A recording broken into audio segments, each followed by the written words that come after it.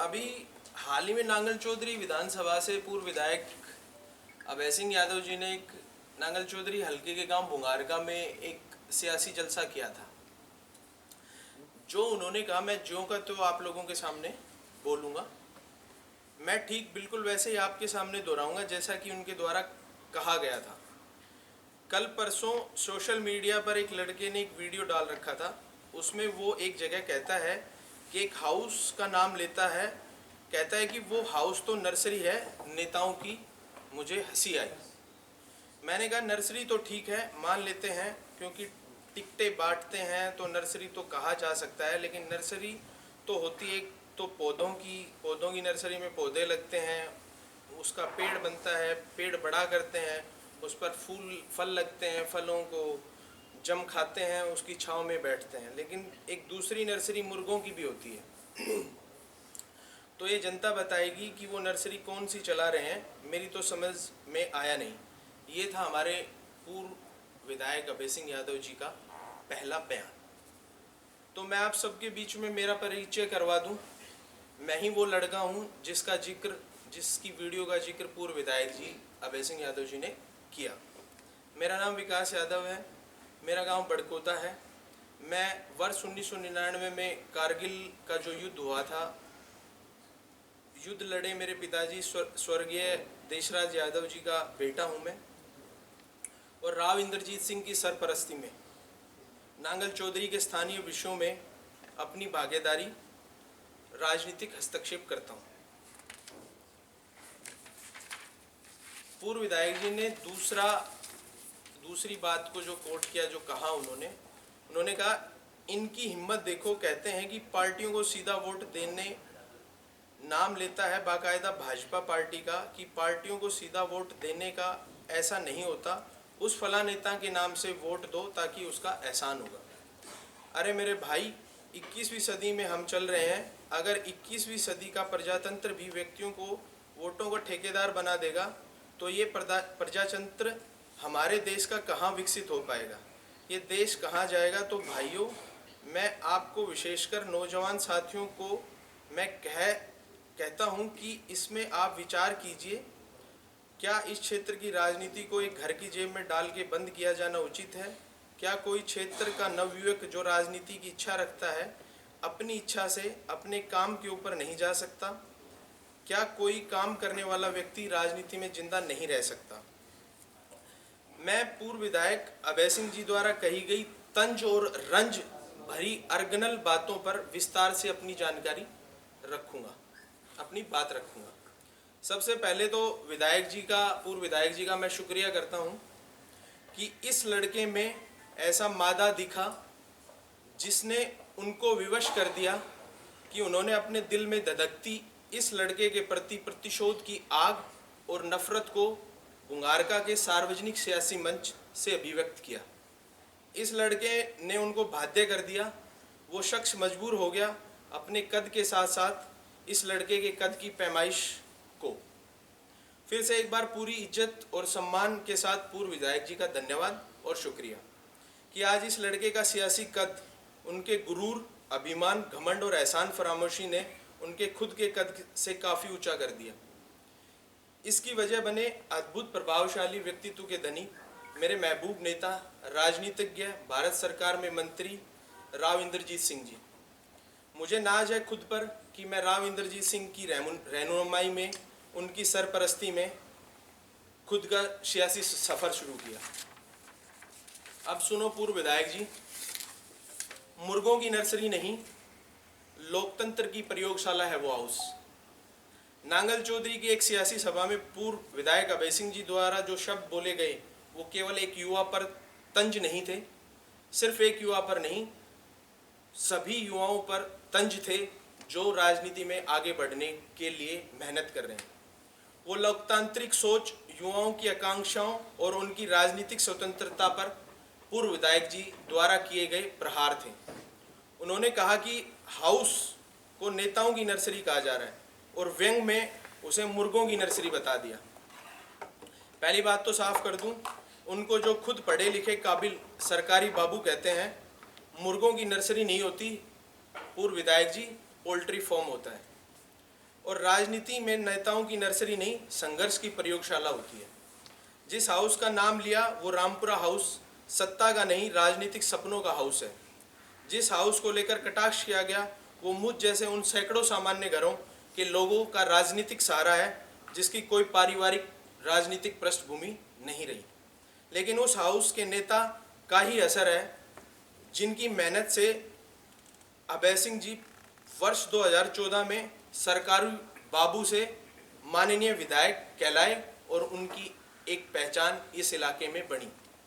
वो हाउस सत्ता बांटता है, कैद नहीं करता।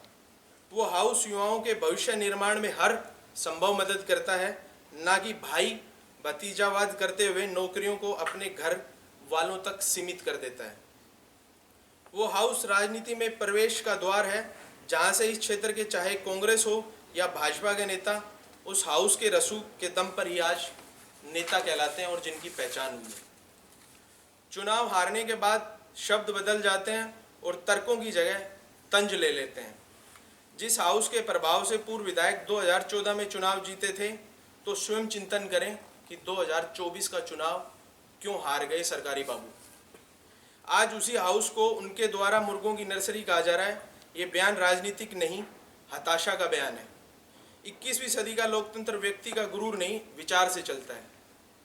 पूर्व विधायक जी आगे कहते हैं, किसी व्यक्ति के नाम पर वोट देना लोकतंत्र को कमजोर करता है। लेकिन सवाल यह है, क्या एक हाउस को मुर्गा फार्म कह देना लोकतंत्र मजबूत करता है? क्या युवाओं को नीचा दिखाना लोकतांत्रिक है? लोकतंत्र के रास्ते खुले होते हैं, दरवाजे बंद नहीं। जो खुद को खुदा समझ बैठे थे कभी, आज उन्हें जनता ने जमीन दिखा दी। जो कहते थे सब मेरे दर पे आएंगे, उन्हें वक्त ने उनकी औकात समझा दी। ये लोकतंत्र है सरकारी बाबूजी, आपके घमंड गुरूर की जागीर नहीं। यहाँ पर आवाज की कीमत है।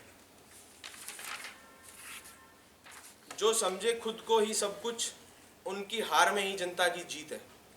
मुर्गों की नर्सरी नहीं, ये तो नेताओं की तकदीर गढ़ने का हाउस है। यहाँ से उठे हैं वो चेहरे जिनसे कांपता हर घमंडी सर है। युवाओं को नीचा दिखाना खुद को छोटा करना है सरकारी बाबू। जिस लड़के का जिक्र किया गया वो कोई गुमनाम शोर नहीं, वो राजनीतिक चेतना की आवाज़ है। राव इंद्रजीत सिंह जी जैसे अनुभवी नेता की सरपरस्ती में जो युवा स्वाभिमान, ईमानदारी व जनसेवा की राजनीति सीख रहा है, वो लोकतंत्र का भविष्य है। और आप जैसे अभिमानी के लिए खतरा नहीं है। हाँ, आप जैसे के लिए राजनीतिक चेतना से लेस एक सवाल जरूर है।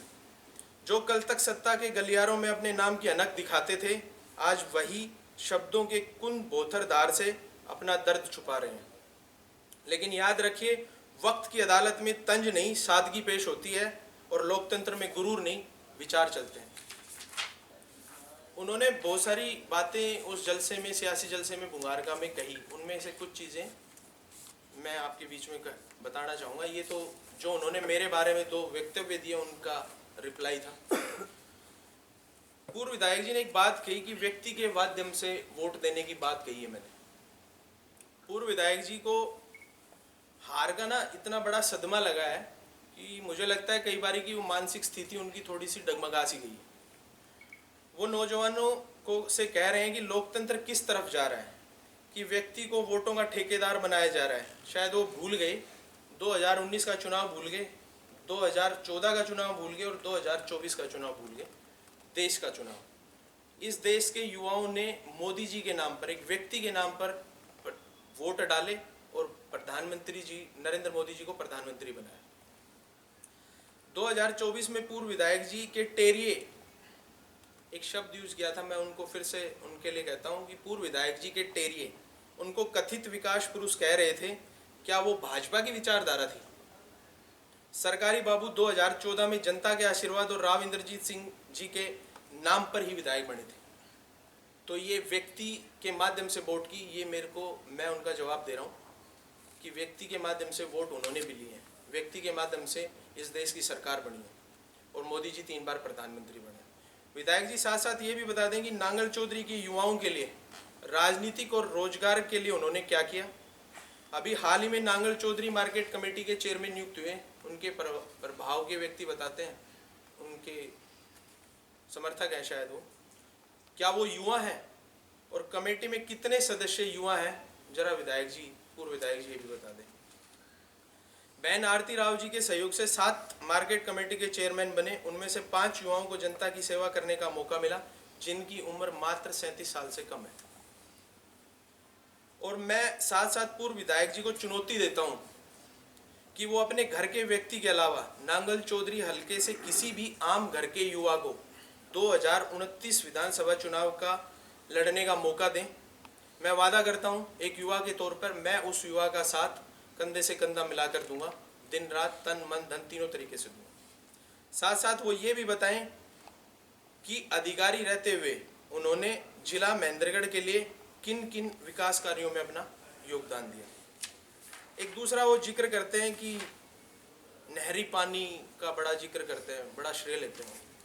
तो मैं आप लोगों को एक दे दूंगा मैं, जिसमें 140 करोड़ रुपए का जो 143 करोड़ रुपए का जो लिफ्ट इरिगेशन का जो बजट पास हुआ था 2014 में, जिसका उद्घाटन तत्कालीन मुख्यमंत्री मनोहर लाल जी थे, राव इंद्रजीत सिंह जी और रामविलास शर्मा जी, धनखड़ साहब उस टाइम पे इरिगेशन मिनिस्टर थे शायद, और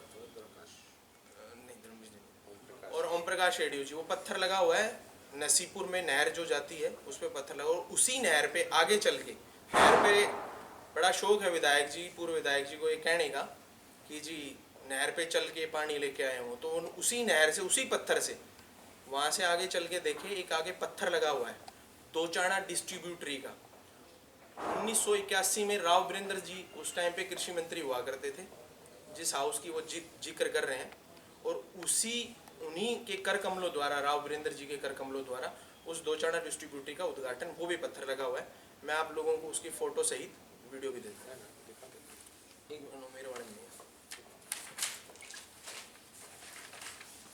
एक पूर्व विधायक, सरकारी बाबू से पूर्व विधायक बने अभय सिंह जी से मैं एक सवाल करता हूं कि वो नौजवानों के हितैषी हैं या सिर्फ अपने परिवार के हितैषी हैं। पूर्व विधायक जी का विधानसभा की कार्रवाई में हिस्सा लेते हुए जब वो विधायक थे, एक ऑन रिकॉर्ड वीडियो है जिसमें वो कह रहे हैं कि वो HPSC की कार्य प्रणाली को बहुत बेहतरीन तरीके से जानते हैं, और कह रहे हैं कि मेरे पास 2 OMR शीट है। मैं आपको इलेक्ट्रॉनिक मीडिया के साथियों को मैं वो वीडियो दूंगा जिसमें आप वो जो कह रहे हैं वो लोगों तक पहुंचाइए। वो कह रहे हैं कि 2 OMR सीट है। तो मैं पूर्व विधायक जी से पूछता हूं कि आपके पास वो 2 OMR सीट कहां से आई? क्या ये पेपर लीक का मामला है या खर्ची पर्ची से जो गिरोह नौकरियां देता था उसमें सम्मिलित होने का मामला है? जिस वजह खर्ची पर्ची का जो गिरोह था या जिसकी वजह से उनके बेटे भतीजे और घर के सदस्य केवल हरियाणा में अधिकारी बने बैठे हैं। और एक मज़ेदार बात है पूर्व विधायक जी के परिवार में कि जैसे इनके घर में कोई सदस्य आता है, विवाह के माध्यम से संबंध बन के आता है, वो लोग आते ही अधिकारी बन जाते हैं। तो जरा खोजी पत्रकार का जिक्र किया था उस जलसे में उन्होंने। खोजी पत्रकार पता करके बताएं जनता को कि ये क्या कारण है कि वो जैसे ही इस घर की दहलीज में घुसते हैं तो वो बुद्धिमान हो जाते हैं और अधिकारी नियुक्त हो जाते हैं। एक बहुत गंभीर मुद्दा बार बार उठाते आए, वो धरने तक की बात करते हैं। संवेदना चैरिटेबल ट्रस्ट उन्हीं का है शायद, आप खोजी पत्रकार इसके बारे में ज़्यादा बता पाएंगे। मेडिकल कॉलेज की सुविधाओं को लेकर वो बात करते हैं कि मेडिकल कॉलेज में सुविधाएं नहीं है कोरियावास में। तो पूर्व विधायक जी ये बता दें 2013 में संवेदना अस्पताल 2013 में उसकी निर्माण हुआ था, उद्घाटन हुआ था शायद 2013 में। तब से लेके आज तक उसमें क्या सुविधा, किस तरह की सुविधाएं उन्होंने मुहैया करवाई हैं। मैं ये चैलेंज करता हूं कि पूर्व विधायक जी संवेदना अस्पताल की ट्रस्ट के स्थापना के समय से लेकर अब तक के मेंबरों की सूची और आज तक ट्रस्ट में दिए गए दान और दानदाताओं की सूची सार्वजनिक करें, जिसमें आम जनता को इल्म हो कि जो ट्रस्ट से चलने वाला अस्पताल है वो लोगों की कितनी सेवा कर रहा है और इसमें संलिप्त लोग अपना घर भर रहे हैं, लोगों की स्वास्थ्य की देखभाल कर रहे हैं। एक जिक्र उन्होंने किया कि जी नर्सरी, तो मैं बता भी चुका हूँ लेकिन फिर भी बता देता हूँ। ऐसे कम से कम सैकड़ों नाम हैं जो रामपुरा हाउस की राजनीतिक नर्सरी से निकल के एक आम घर के सदस्य होते हुए और माननीय कहलाए इस समाज में, वो सिर्फ उसी रामपुरा हाउस की वजह से। ज़्यादा पुराना नहीं जाऊँगा लेकिन 2014 से ही जिक्र कर लेता हूँ। 2014 में हमारे सरकारी बाबू से माननीय विधायक रामपुरा हाउस की नर्सरी से ही बने, उन्हीं के आशीर्वाद से बने, जो वो स्वीकार भी कर चुके हैं। धर्मेंद्र कंवारी जी एक पत्रकार हैं, उनके चैनल पे उनका एक इंटरव्यू है, उसमें उन्होंने स्वीकार किया है कि हाँ उन्होंने 2014 में वो राव इंद्रजीत सिंह की मदद से विधायक बने। उसके बाद विक्रम ठेकेदार, ऐसे बतेरे लोग हैं जिनमें नाम गिनवाने पाऊँगा तो बहुत लोग हैं, सैकड़ों लोग हैं, मैं आपको इसकी लिस्ट दे दूँगा। एक उसके अलावा विकास कार्यों का कुछ जिक्र करते हैं वो कि विकास कार्य क्या बताए नौजवानों को बिल्कुल अधिकार है जानने का क्या कराए। तो मैं बता देता हूँ, एक जागरूक नौजवान होने के नाते विधायक जी को, पूर्व विधायक जी, कि विकास कार्य सबसे बड़ा यहाँ से ज़्यादा दूर नहीं है, एम्स जाके देख लें, राष्ट्रीय स्तर का हॉस्पिटल तैयार हो गया, अनुसंधान केंद्र तैयार हो गया।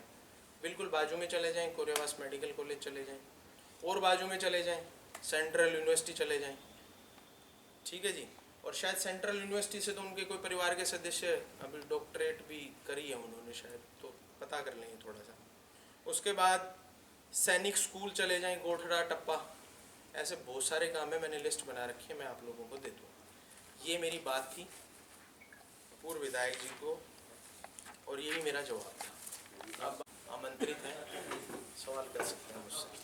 सबसे पहले तो ये क्या कारण है कि आप ये स्क्रिप्ट लेके आए, क्या कहीं और से आई थी आपकी स्क्रिप्ट? ये मेरे निजी विचार हैं, मैंने आप लोगों के लिए भी रखे हुए हैं और मैंने ये थोड़ा तरीके से उनको जवाब देना था मेरे को, जिस तंज के साथ उन्होंने मुझे कोई तंज किया था उसको मुझे जवाब देना था, इसलिए मैंने लिखे। दूसरा, आजकल दक्षिणी हरियाणा में चाय बहुत चल रही है और सरपंच साहब बैठे हैं मुबारका से, इनके गांव में चाय की बड़ी चर्चा होती है। पूर्व विधायक जी भी गए, केंद्रीय मंत्री जी भी आए, पूर्व विधायक जी ने भी कहा कि राव इंद्रजीत जी ने चाय पी, तो 3 जगह पी और तीनों कांग्रेसियों के घर। तो क्या ऐसा है कि कांग्रेस को आप अपने कुनबे में मिला रहे हो, या आप कांग्रेस में जा रहे हो, या आप कांग्रेस की टीम में जा रहे हो? देखिए ऐसा है, हमारे जो सरकारी बाबू से पूर्व विधायक हुए ना, उनका थोड़ा सा हार बर्दाश्त हो नहीं रही उनको, और उनकी मानसिक स्थिति ठीक नहीं है। वो भूल गए कि राव इंद्रजीत सिंह जी जहाँ जहाँ चाय पीने आए थे वो 2 जगह चाय थी, एक राजेंद्र सरपंच मुहारका के यहाँ थे और एक दिनेश मास्टर जी उन्हीं के गांव से हैं, मामराज की ढाणी, उनके यहाँ। तीसरी जगह वो चाय पीने नहीं आए थे, वो हमारे सरपंच साहब बैठे हैं, विक्रम सरपंच साहब खातोली, मेरा गला रुंध गया, ये शब्द मेरे से नहीं निकल रहे कि वो वहाँ चाय पीने नहीं आए थे। वो वहाँ पे उनके जवान बेटे की दुर्घटना में मौत हुई थी, वहाँ पे सांत्वना देने के लिए आए थे। तो मैं पूर्व विधायक जी से गुजारिश करूँगा कि कम से कम इतने संवेदनशील मुद्दों पर तो राजनीति ना करें, राजनीति करने के बतेरे मुद्दे आगे। कोरेवास मेडिकल कॉलेज को लेकर नामकरण को आपने भी धरना दिया था, अब पूर्व विधायक जी भी कह रहे हैं कि वो आंदोलन करेंगे, तो अगर ऐसा होता है वो आंदोलन करते हैं, मेडिकल से आप जुड़े हैं, तो आप उनके सहयोग में रहेंगे? सबका सार्वजनिक अधिकार है धरना करने का, अपनी बात उठाने का। अब उनको लग रहा है कि उनकी बात धरने के माध्यम से उठ सकती है तो करें, किसने रोका है उनको? मेडिकल से आपका नाम जुड़ा है, आपने संघर्ष किया वहाँ पे, तो क्या हम वीर शहीदों के नामकरण के लिए बैठे थे और हम जिस मकसद के लिए बैठे थे वो हमारा पूरा हो गया। अब वो जो उनका मकसद है वो करें, उसमें मुझे कोई ज़्यादा इंटरेस्ट नहीं है उनकी सब चीज़ों। आपने कहा कि कोरियावास मेडिकल कॉलेज की स्थापना जो है राव इंद्रजीत ने करवाई है, अभी आपने जो काम गिना है उसमें बताया, लेकिन जो अभय सिंह जी उनका बार बार दावा है कि मेडिकल कॉलेज लाने में उनका योगदान है। देखिए मैंने अभी जिक्र किया है ना कि वो सरकारी बाबू रहे हैं, उनकी ना आदत है फाइलों को खंगालने की, और अपने उनके जो अधिकारी लगे उनके माध्यम से इधर उधर करने की। कोई चीज़ पहले पास हो जाती है तो वो अपने जो और सरकारी बाबू हैं उनके परिवार के, उनके माध्यम से श्रेय लेने की कोशिश करते हैं। ये जग जाहिर चीज़ है कि सरकार की एक पॉलिसी थी कि हर एक ज़िले में एक मेडिकल कॉलेज का निर्माण। उस टाइम पे 4 विधायक थे हमारे, संतोष जी, रामविलास शर्मा जी, एडीओ साहब और हमारे सरकारी बाबू पूर्व विधायक अभय सिंह जी। तो उस समय एक सहमति नहीं बन रही थी इनकी। संतोष जी कह रही थी कि मेरे इलाके में हो, रामविलास जी चाह रहे थे कि मेरे इलाके में हो, हमारे एडीओ साहब चाह रहे थे कि किसी और नारनौल विधानसभा के इलाके हो, और विधायक जी चाह रहे थे कि नांगल चौधरी के किसी जगह पर। तो उस समय राव इंद्रजीत सिंह के पास इन जब लोगों की सहमति नहीं बनी थी तो राव इंद्रजीत सिंह के पास गए थे, और कोरियावास गांव के लोग गवाह हैं जिन लोगों को पूर्व विधायक जी ने ये कहा था कि आप राव इंद्रजीत सिंह जी के पास जाइए और उनसे कहिए कि यहाँ पे हमारे पास जगह है और हमारी सबकी बात हो चुकी है, हम जगह देने के लिए तैयार हैं। तब राव इंद्रजीत सिंह जी ने इस सारे एपिसोड में एक कड़ी बनी थी और उन्होंने इन सबको एक सहमत करके कहा था कि भाई तुम कोरियावास में मेडिकल कॉलेज की स्थापना के लिए सारे लोग मान जाओ। बुंगारका के अंदर जो अभय सिंह जी का प्रोग्राम हुआ था उसमें जो उन्होंने आपके ऊपर सवाल उठाए, उन्हीं सवालों के जवाब के लिए आज की आपने प्रेस कॉन्फ्रेंस की है।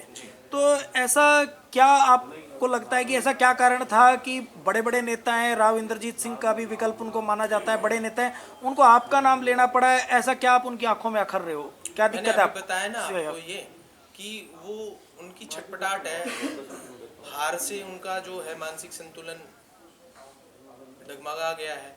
और जो युवा अपनी बात रखते हैं, पूर्व विधायक जी को युवाओं की बात रखने से, उनके तर्कों से बड़ा डर लगता है, वो डरते हैं। तो जो मैंने अपनी बात रखी थी वो उनको कहीं ना कहीं उनके जो मैंने बात रखी वो और लोग भी कल और युवा भी बात रखेंगे तो उनको कल को युवाओं से खतरा हो रहा हुआ, तो उन्होंने मेरा नाम लिया। विकास जी, एक सवाल है आपसे। राव इंद्रजीत जी कह रहे हैं कि उन्होंने मेडिकल कॉलेज बनवाया, अभय सिंह जी क्रेडिट राव इंद्रजीत नहीं, मैं कह रहा हूँ, इस इलाके की जनता कह रही है। जनता कह रही है, लेकिन बड़ा सवाल ये है कि बिना सांसद जो धर्मवीर सिंह हैं उनकी बिना मदद के ही मेडिकल कॉलेज बन गया। चौधरी धर्मवीर जी राव इंद्रजीत सिंह के अनुमान है, उनकी मदद के तो यहाँ पे पानी नहीं आया। वाटरमैन है वो, हरियाणा के पूर्व मुख्यमंत्री खट्टर साहब ने उनको वाटरमैन का संज्ञा दी और वो पेपर की कटिंग भी। डॉक्टर अभय सिंह जी के समर्थक उन्हें विकास पुरुष कहते हैं, आपको लगता है कि उन्होंने यह विकास करवाया है? आपको लगता है कि उन्होंने कोई विकास नहीं करवाया? इसके बारे में क्या कहना है उनकी जो विकास पुरुष की इमेज है? इस बारे में बता देना चाहता हूँ कि हर एक व्यक्ति जो विधायक बनता है उसकी जिम्मेदारी होती है। जनता चुनती किस लिए विधायक को? इसलिए कि वो जिस इलाके से प्रतिनिधित्व करेंगे उस इलाके का विकास करें। जो उनसे हो पाया, जो कर पाए, वो अच्छी बात है, उनकी जिम्मेदारी थी। इसमें ढिंढोरा पीटने की क्या बात है? लेकिन जिस तरह का वो ढिंढोरा पीट रहे हैं वो सिर्फ ढिंढोरा ही है, उसकी सच्चाई कुछ भी नहीं है, फूटे हुए ढोल है। विकास जी, जैसे कि अभी आपने बताया कि सन 2014 के अंदर रामपुर हाउस से बाबू से एक विधायक बने जी, आज ऐसी क्या कमियां रह गई जो उन्हीं के राव इंद्रजीत सिंह के खिलाफ होना पड़ा अभय सिंह जी को? देखिए, मैं व्यक्तिगत तौर पे इसका जवाब जो मैं अपने जो सामाजिक जीवन में देखा है या मैंने जाना है, मैं उसका जवाब दे सकता हूँ कि वो क्यों है। मेरे को ऐसा लगता है कि जो भी लोग दूर होते हैं वो कहीं ना कहीं जन सेवा को छोड़ के और व्यक्ति और परिवार की सेवा में जुट जाते हैं, अपनी 7 पीढ़ियों का जुगाड़ करने में जुट जाते हैं। ये हाउस कभी भी बर्दाश्त नहीं कर पाया कि आप जन सेवा को छोड़ के और अपना घर भरने में लग जाओ। इसीलिए ये जो घर भरने वाले लोग हैं ये दूर हो जाते हैं और राव इंद्रजीत सिंह जी इनको अखरते हैं। राजनीति इस सर्दी के मौसम में एकदम से गड़बड़ा रही, क्या मानते हैं कि ये आपके जो बयान रहे, पूर्व में जो चीजें रही, बीते 1.25 साल से तो वो कहीं ग्राउंड पे थे नहीं, अचानक वो सक्रिय हुए इन चीजों को लेकर, तो उसको लेकर जो ये बयान जारी हुए, क्या कहोगे? हंसते बहुत है हमारे पूर्व विधायक जी ना, तो बड़े हंसे आते हैं। मेरे को भी आ रही एक हंसी उनके बात पे। एक चुनावी हार के बाद उन्होंने एक सभा की थी, कौन से गांव में की थी आप कोई साथी बता सकते हो, जिसमें उन्होंने कहा था कि अब मैं राजनीति से दूर हो जाऊंगा, नांगल चौधरी में, और कहा था मैं बुक लिखूंगा। मैं इंतजार कर रहा हूँ यार उस बुक का, ना देना मुझे भी।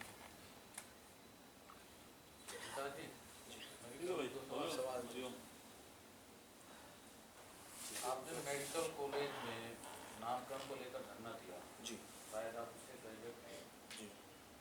क्या अपने धरने की जो डिमांड थी वो मेडिकल कॉलेज का नाम की थी या ब्लॉक का नाम की थी? देखिए, हमारी जो मांग थी वो मेडिकल कॉलेज कोरियावास के पूरे नामकरण की थी। इस बात को मैं स्पष्ट कर देता हूँ कि मैं उस धरने का एक सदस्य था, संयोजक ग्राम पंचायत कोरियावास सदस्य के तौर पे जो मैं अपना योगदान दे सकता था, जो मैं आवाज़ उठा सकता था, मैंने वो करी। हमारी मांग राव तुलाराम जी के नाम से थी। स्वास्थ्य मंत्री आरती राव सिंह जी राव जी और राव इंद्रजीत सिंह जी की मध्यस्थता के बाद सीएम साहब से जब बातचीत हुई इस मामले में, तो उन्होंने एक बीच का रास्ता ये निकाला कि महर्षि चमन ऋषि जी हमारे सम्मानित हैं और हम इस चीज़ के लिए तैयार हैं कि राव तुलाराम जी के नाम से जो हॉस्पिटल बना हुआ है वहाँ पे, वो हॉस्पिटल का नाम कर दिया जाए। आगे जो मेडिकल कॉलेज बनेंगे उसमें हम राव तुलाराम जी के नाम से एक मेडिकल कॉलेज, दो मेडिकल कॉलेज का नाम जरूर करेंगे। तो इस बात पे ग्राम पंचायत सहमत हुई और हम उस बात पे तैयार। दूसरा मेरा सवाल था आपसे, अभी चर्चा भी चल रही थी, सवाल पूछ रहे थे, द्वारका में चाय का प्रोग्राम था जी, और ये कहा गया कि कांग्रेस के लोगों के पास जो है राव इंद्रजीत जी गए, यहाँ जो मौजूद हैं ये शायद बीजेपी के होंगे यहाँ मौजूद है। हाँ जी, पूरा कीजिए आप सवाल। तो क्या ये जो चेहरे अपने दिख रहे हैं जी, सामने, ये बीजेपी उम्मीदवार के साथ चुनाव में थे या कांग्रेस के साथ? देखिए, आप जो चीज़ कह रहे हैं कि कांग्रेस के हैं बीजेपी का, मैं एक चीज़ आपसे ही पूछता हूँ कि लोकतंत्र में किसी पार्टी का समर्थक बने रहना ही जरूरी है या कोई व्यक्ति किसी व्यक्ति का समर्थक नहीं हो सकता? व्यक्ति का समर्थक था दूसरे तरफ। नहीं, मेरा कहने का मतलब है कि कोई भी व्यक्ति किसी व्यक्ति का समर्थक हो सकता है, किसी पार्टी का समर्थक हो सकता है। लोकतंत्र में सबको आज़ादी। वो किस तरीके से पार्टी का कर रहे हैं वो जाने, इसका बेहतर जवाब आपको वही दे सकते हैं। लेकिन मेरी नज़र में एक युवा के तौर पे कि कोई व्यक्ति किसी भी व्यक्ति का, राजनीतिक व्यक्ति का समर्थक हो सकता है, प्रशंसक हो सकता है। क्या मानते हैं जो पूर्व विधायक है वो आपको अपने प्रतिद्वंदी के तौर पर देखते हैं, जो कि उन्होंने जिस तरीके से जो आपके कटाक्ष किया? शायद जो उन्होंने बयान दिया तो ये बात तो ज़्यादा बेहतर वही बता सकते हैं कि वो देखते हैं या नहीं देखते हैं, या उनको किस तरीके की बात मेरी उनकी राजनीति के लिए असुरक्षित लगी। अभी फिलहाल जो राजनीति गर्म हो रही है वो बीजेपी के बयान बीजेपी वालों के खिलाफ ही है। नरवीर जी की स्टेटमेंट आती है इंद्रजीत के खिलाफ, अभी राव इंद्रजीत ने एक निजी चैनल को इंटरव्यू दिया। तो ये कांग्रेस या विपक्ष से लड़ाई है या ये पार्टी में आपसी फूट हो गई है? मेरा कद इतना नहीं है कि बड़े नेताओं के बारे में मैं कोई टिप्पणी कर पाऊँ। मैं तो सिर्फ मेरी बात रख सकता हूँ आपके बीच। आप बीजेपी के आदमी है कि राव इंद्रजीत सिंह? सिर्फ और सिर्फ राव इंद्रजीत सिंह समर्थक हूँ। बीजेपी से कोई लेना देना नहीं आपका? प्रेस कॉन्फ्रेंस करने का क्या? मेरा प्रेस कॉन्फ्रेंस का जो उद्देश्य था वो भुंगारका में जो सियासी जलसा किया था पूर्व विधायक जी ने, उसके बाद आपके ऊपर जो कमेंट किया उसका जवाब था। और जो हाउस अपने जवाब। हाँ जी, ठीक है।